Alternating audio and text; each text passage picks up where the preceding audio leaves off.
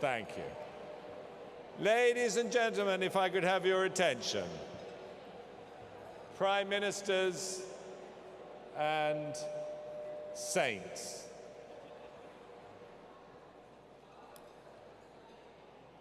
Can I just welcome you all here tonight to the Goalkeepers event.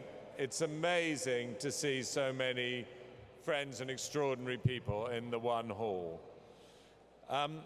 This is the second time we've given these awards, and they are without doubt the best awards ceremony in the world, because other awards go to very bad people, as anybody who's watched the Oscars or the Tonys or the Grammys know. But these are the best awards because they go to the best people in the world, who I'm going to introduce you to later. Ladies and gentlemen, all the winners tonight are goalkeepers, people whose work is inspired by the goals and contributes towards the achievement of these extraordinary goals, which are going to make us the first generation to end extreme poverty and the most determined generation to end injustice and the last generation to be threatened by climate change.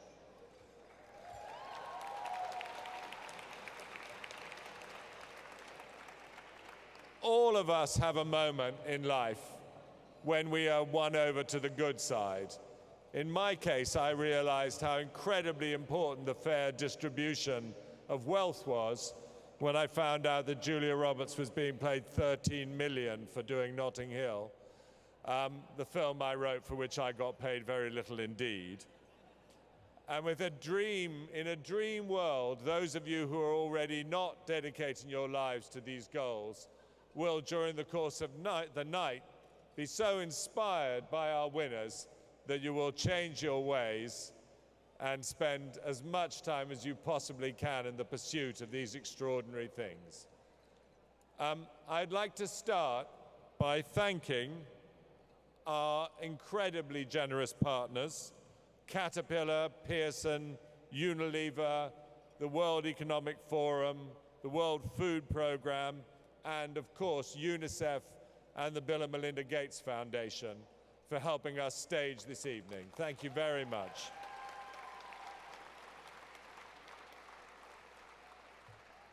It's going to be an extraordinary night, I hope. Fabulous food, these wonderful awards. At the end of the evening, a performance by the great singer-songwriter Lily Allen, herself an extraordinary goalkeeper. And first, I would like to begin by introducing Melinda Gates. Now, it seems to me that Melinda is someone who wakes up every single morning with the utter determination every day of her life to take action to make sure that other people can enjoy safety, health, and happiness every day of their lives. Ladies and gentlemen, Melinda Gates.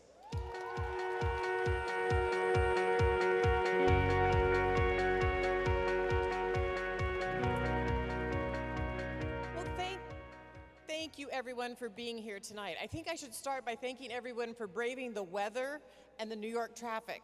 I thought it was bad last year at UNGA, and we have certainly surpassed that and surpassed it this year. So just your presence here tonight and your energy of coming together on behalf of the world's poorest, I think is a huge statement of commitment. And so I want to say thank you to all of you for being here at this dinner tonight in this beautiful space. You know, it's inspiring to see so many amazing people out there who deeply care about these issues. And as Bill and I thought about coming to the UN this year, we really thought about how do we put a spotlight on those goals, those sustainable development goals that the UN set, 193 nations, they set them 2 years ago. We're already 2 years in. It means we only have 13 years to reach them. And so that's what this Goalkeepers event is about tonight. And it's something we intend to do year after year after year to report on progress of how we're doing as a world against those goals. So it's a reminder about the Sustainable Development Goals that were set. It's a spotlight on some of the amazing things that are happening to help us move forward that progress. And it's a call to action to say, we have more to do, and we know some of the incredible leaders who can help us do that work. So who are goalkeepers? Goalkeepers are people like you who are in this audience tonight. As we prepared our report and thought about what it would take to really achieve these Sustainable Development Goals, it all comes down to leadership. Every single time Bill and I travel, every time we see progress against these goals, we know that it's because of leaders at the global level, leaders in country, and leaders at the grassroots level. And that's what we're here to do tonight, is to celebrate that leadership, because this progress is not inevitable. If we don't keep up and sustain our momentum and our leadership, the world could fall back. But tonight is not about talking about going backwards. Tonight is about talking about going forward, and how do we really celebrate those heroes of leadership. One of the things we've also been thinking through a little bit is about progress moving forward, and that the world is changing. You're hearing it in the news, you're seeing it in your communities. We're all talking about the change from automation and manufacturing to information technology. And one of the things that I'd like to announce tonight is that I'm going to have a group of leaders come together, and I'd like two of them to stand tonight if they would. Sri Mulani Undrawati, if you would stand, and also Strive Mustepi, if you'd stand where you are. Strive Mosawani, if you'll stand where you are. There they are.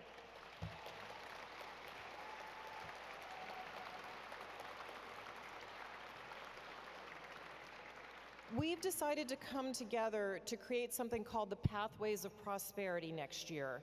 And that is exactly what it is to get a group of thought leaders together to talk about where is the world going, both north and south, east and west. Where are we going with digitization? How are we going to include everybody, not just people in certain countries or at the high income levels, but how do we make sure that digitization and the changes in the world are benefiting everybody? So I couldn't think of a better place to announce the fact that we're going to have this Pathways of Prosperity group coming together than at an event like tonight at Goalkeepers. So we'll have more details in the coming months, but in the spirit of sharing what we're thinking, I thought I'd at least mention that tonight. So my main goal, and in closing here, is to tell you to enjoy tonight. Let's cheer loudly for the award winners. As they come up, what you will start to learn tonight is nothing about what they're doing is cookie cutter.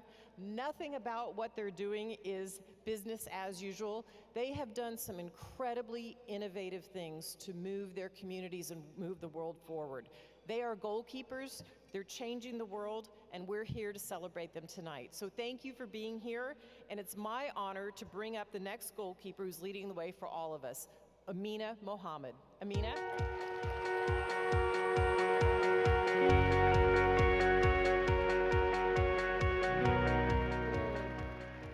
Thank you, Melinda, and thank you, Richard. And it's really exciting to be in this room. I can tell you it's a lot more different from the last few hours in the General Assembly and the halls of the UN. We need to bring this in, and any minute now, Batman's going to come down. But thank you so much for having me. 4 years, a long journey, and many of you in this room were part of it. And at the end of it, it was whether we had 10 or 15 or 17, we got 17 goals. And we had amazing people like Richard and his team that tried to make sense of them so we could communicate them. We were trying to bring them out of the United Nations into the world where they needed to be. And there were 17 because the world is pretty messed up and it needed a response that everyone felt they could look at these goals and see themselves in them. And whichever way you look, I think you can find something. And when you find that one goal and you hang on to it, the other 16 make sense to that one goal. And so it was important that we tried on Goal 17 to really define what we meant by partnerships. Not partnerships that were the old ones with this government and the other government and the usual companies that we have, but partnerships that were innovative, partnerships that did things that were unusual because these goals are unusual. And it was the first time we talked about everyone, a universal agenda that made sure that we leave no one behind. And we really mean that. And I remember when we coined the phrase and everybody said that sounded really tacky. And I said, well, that's because you haven't identified the no ones. who are voiceless, who have fallen through the cracks, and who we spend every day in the United Nations that we have the privilege to serve, trying to find a way to bring them on the inside and not on the outside. So this is an amazing opportunity. 2 years on, I went home after we had done the goals. I even had a plan to go around the world for 3 years, go see the Arctic, go to Bhutan, and I had to go back like 3 months early to be the Minister of Environment. And it was the last place I expected to be, because quite frankly, on the 38th floor of the United Nations, where we worked at the 2030 agenda, there was a gentleman called Bob Orr, and he was in charge of climate change and everything to do with that side. So it was really nice to say he was doing that and I was doing this, and suddenly I was back in Nigeria. Very, very difficult times, and given environment. So was it the desertification, the dried up lake where Boko Haram was in the northeast?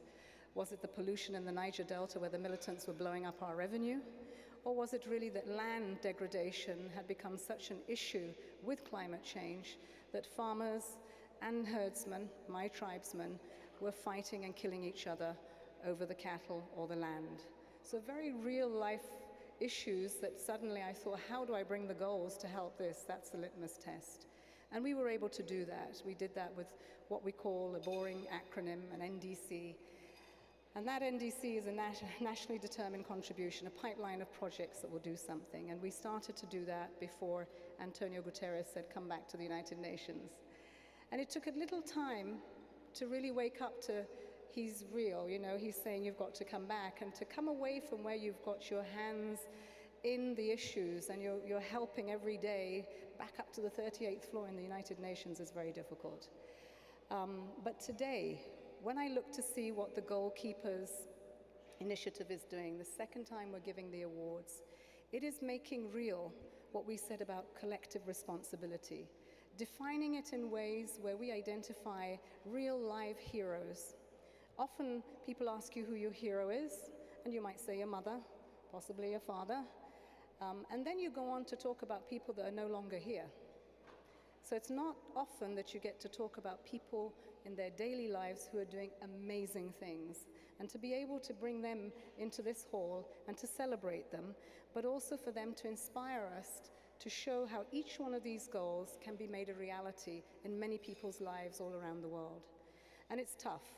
Someone asked me a minute ago, so what is it that's uppermost on your mind today? Every day we have a list of catastrophes in this world, one conflict or another.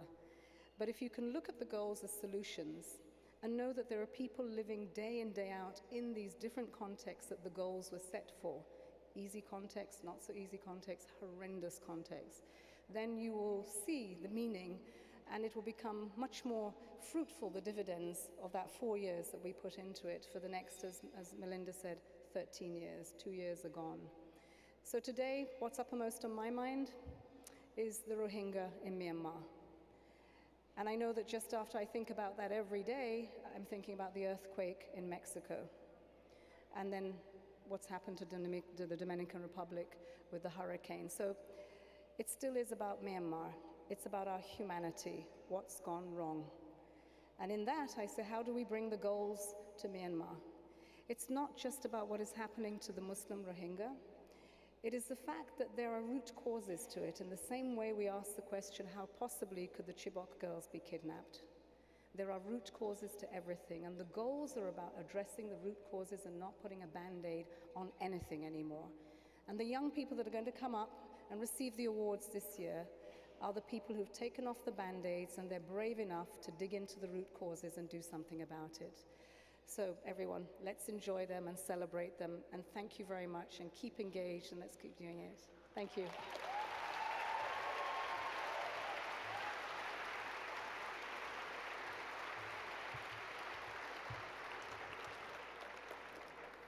Thank you so much, Amina. And Amina's been such an enormous inspiration to me. Her determination and clarity and ruthlessness in getting the goals to where they are now is an example to all of us about not giving up and getting what you want. Ladies and gentlemen, I'm now just going to show you a little film to remind you, as it were, what the goals are for and where they come from. Every single person in every single country of the world is different, but there is one thing upon which we all must should and could agree.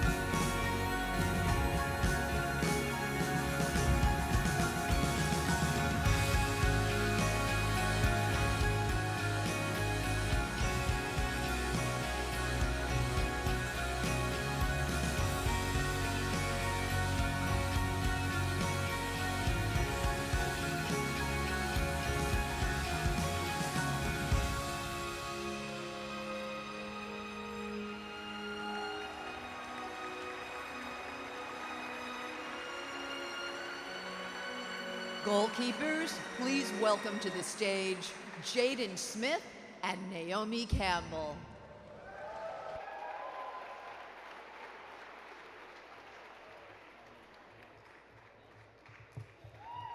Hello, hello. Good evening, everybody. Welcome. I am very honored to be a part of tonight's event. As a young person, I've dedicated myself to help build awareness, engagement around the global goals and their solutions. Just like the hashtag #TogetherBand campaign, which is setting out to engage over 1 billion people in the global goals. As a co-founder of Just Water and our nonprofit arm, Just Impact, and our impact platform, the SDG Engine, we are devoted to driving innovation, engineering around global energy, water, food solutions inside of the goals. Essentially, what we are doing is we are bridging the gap between the conversation and action and getting innovators onto the field to provide solutions how they deserve. I'm blessed to be here. Thank you very much for having us. For over a decade, my organization, Fashion for Relief, has supported organizations that have strived to make the world a better place. I love it when fashion and philanthropy come together, and tonight we are thrilled to introduce the Bottle Top Together Band campaign, which launches next year. In front of each of you is a Together Band, which represents one of the global goals. The campaign will feature thousands of global influencers sharing the goals that matter most to them via social media. It's about individual and collective actions adding up to have an impact on the global scale. Together Band are made from zero deforestation leather and are helping to protect our precious Amazon rainforest, which is being destroyed. They are also creating livelihoods for women who are making them, so we are elevating poverty. In fact, they address 9 of the goals by the way that they are made. So by wearing one, you're already a champion for many. It's going to be buy one, get one campaign. So the question is, who are you going to give your Together Band to? Please can everyone in the room get their Together Band and put it on the person that's sitting to their right. They are in the bowls in front of you.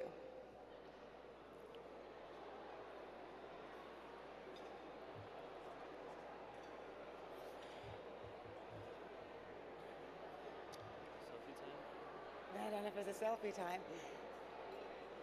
No one's trying it. You're just wrapping it.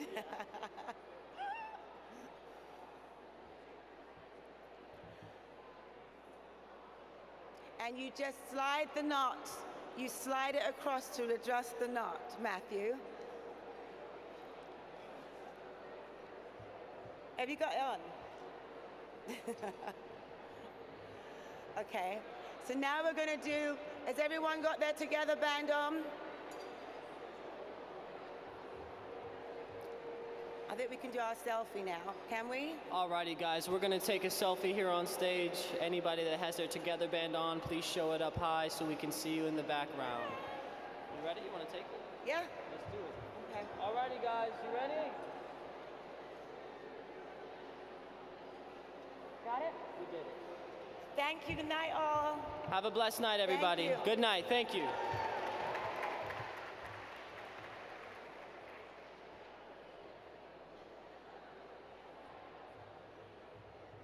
Thank you very much, ladies and gentlemen, for doing that.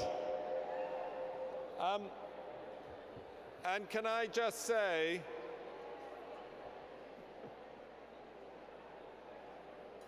can I have your attention?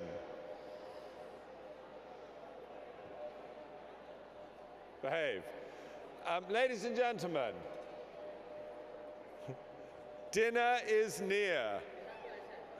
Dinner is near, and before we have it, I thought that I would introduce you to three of the chefs who are responsible for the extraordinary food that you're about to eat.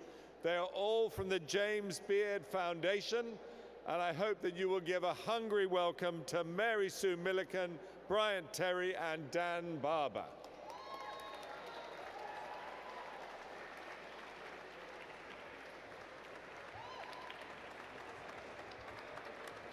There we go. Now they're just going to explain a little bit about the meaning of the meal, because everything tonight is very meaningful. So, Mary Sue, tell us about the traditions that have inspired this meal. Well, first I just want to say thank you to the James Beard Foundation for connecting us with the organizers so that we could put our shared sustainability goals right onto the plate and we could actually walk the walk together tonight. Yep. And you know, traditions have evolved over thousands of years, and there's many ingenious ways to use all the resources the planet gives us. And they're very rich and complex traditions that really quite amazing. They nurture our bodies. Ladies and gentlemen, quiet please. So I tell you, what is amazing about today is you are sitting at a table with the very most interesting people you will ever meet. But if you could hold off talking to them for 5 minutes, we can hear about the food you'll all be eating. So your first course was a gazpacho, which is made with the copious amounts of tomatoes and cucumbers and peppers that are available right now. Your last course, your dessert, is going to be made with leftover bread that was on its way to the trash, but was revived with the local Italian plums in a bread pudding. And then you're going to have a lot of focus on plant-based foods. You're going to have braised greens, and you have black-eyed peas, and then some shell beans. And that's all going to focus our plate on plant-based foods and not so much on animal proteins, which is going to get us to our goal, which is good for the planet and good for our bodies. Fantastic. Tell us about the local sourcing of the food. So we hear a lot about the trend of eating locally and seasonally these days, but we often don't hear enough about why that's a good thing. Can everyone hear me? Except for the fact that eating locally and seasonally is so much more delicious, but local foods contribute to local economies, a boon for sustainable development, especially when those economies are based in agriculture.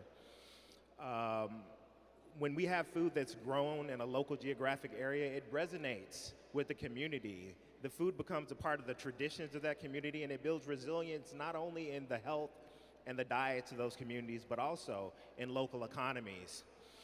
The millet that you Thank you. The pearl millet that you'll be enjoying in the millet cakes is a traditional staple in many sub-Saharan African countries. It's nutrient dense, it's hearty, it's delicious. If you haven't had millet before, I hope you enjoy it. A lot of people outside of that part of the world aren't familiar with it. I think it's important that we understand that we use a lot of traditional cooking techniques in this meal: canning, pickling, preserving, and we are serving this part of the meal family style because we want to underscore the importance of commensality. We would like you to break bread and build community and share, and we really hope we pull that off, and we hope that you enjoy the meal. Thank you.